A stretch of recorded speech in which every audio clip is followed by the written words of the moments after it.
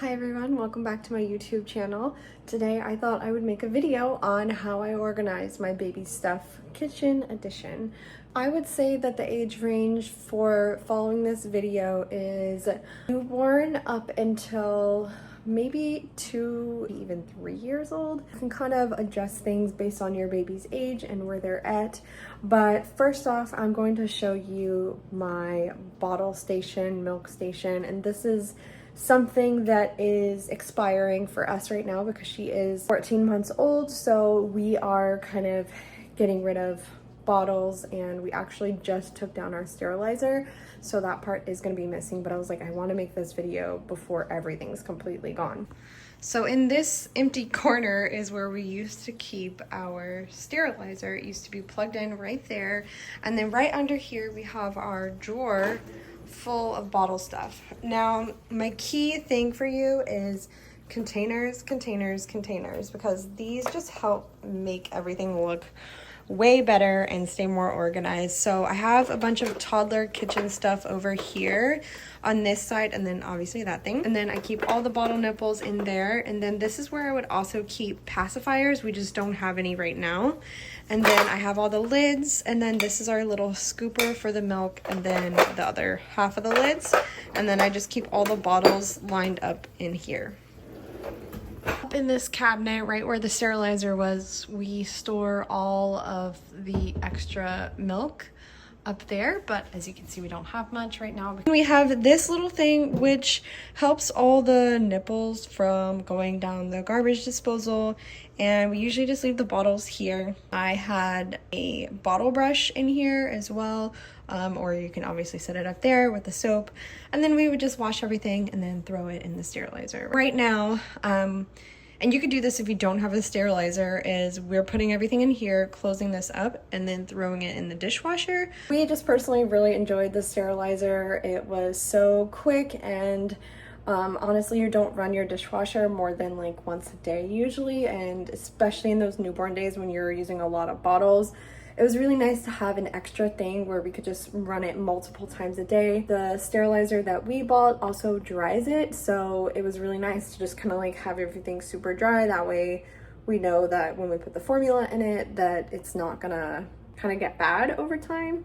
Moving on to the next part of the kitchen is this big drawer here. Oops, whoa, that sounded loud. I just have all the pouches in here because I don't want them to be in her access. I want those only for to go. And I also have some snacks that I don't really want her to have reach to. I also have all of my food jars in here. I personally love these glass ones. They are borosilicate glass, so that means that all smells and all things wash out easily of it. These ones are the Haka brand, in case you're curious. I also have these reusable pouches, and it is also the Haka brand. These are pretty simple. They have 3 parts to it, this little squeezy part, and then they have a straw that you basically just stick into the bottom of that. And I really enjoy these for on the go when I make her like a smoothie or something like that. Instead of using a pouch, I'll try to bring one of these. It has a pretty nice wide opening as well, so it's kind of easy to pour things in. Like I said, our baby is 14 months old, and honestly, the baby proofing thing I feel like is a little extreme. And when my baby became mobile, I started to panic that I wasn't prepared enough because I really didn't have anything baby proofed. But if you're following Montessori methods, it's mainly just like keep a cabinet closed that has chemicals in it. So we only have one cabinet in our kitchen that has the baby locks on it, and it's the cabinet under the sink where we keep all of our cleaning supplies. Otherwise, everything is just like bowls, and she really only opens the cabinets as of right now. Yes, there's some glass in there, but she really doesn't tend to be destructive and try to break it. So if I saw that she was, I would just move those items to a different area. In the bottom drawer here, we have all of our pots and pans. So again, nothing dangerous in there for her, and she really doesn't open drawers yet anyways. And I think for me, like baby proofing as I go along is really just the preferred method, just so that way I can observe like what she's getting into, and that way I'm not stressing myself out like putting cabinet locks over all the cabinets in my house, which I hate them for myself. Like they are so annoying to open and close. These two cabinets on this side of the kitchen are for her basically. So this cabinet here has crayons and toy stuff, and she can't reach back there.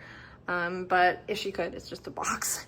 And so yeah, I just keep some art supplies there for her to play with. And then up here is my vacuum stuff and rice, which she has not really gotten into.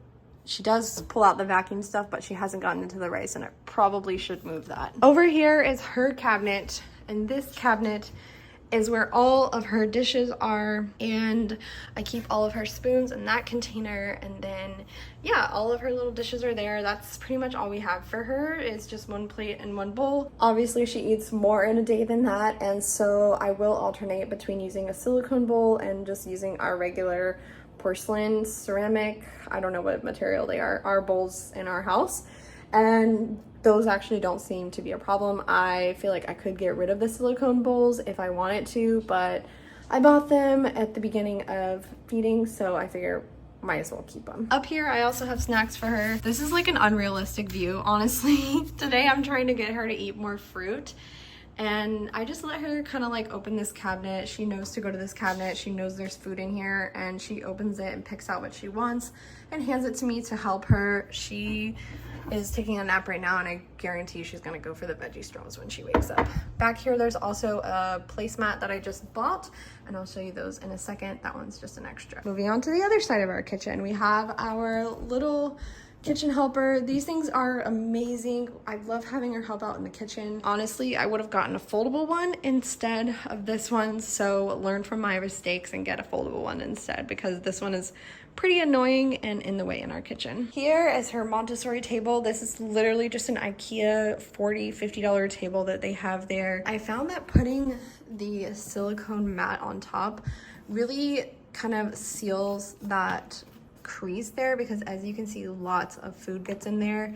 Every once in a while I'll take it out to the backyard and like blast it, but honestly you could find a better table than this. But I really enjoy this table and how cheap it is, and I just don't really have any regrets of like if it gets dirty. Like I just don't really stress out about it. These mats are from the brand Homos. I don't know how to pronounce it, but they are a family-owned company in California, and so if you want to support them, they are on Amazon as well.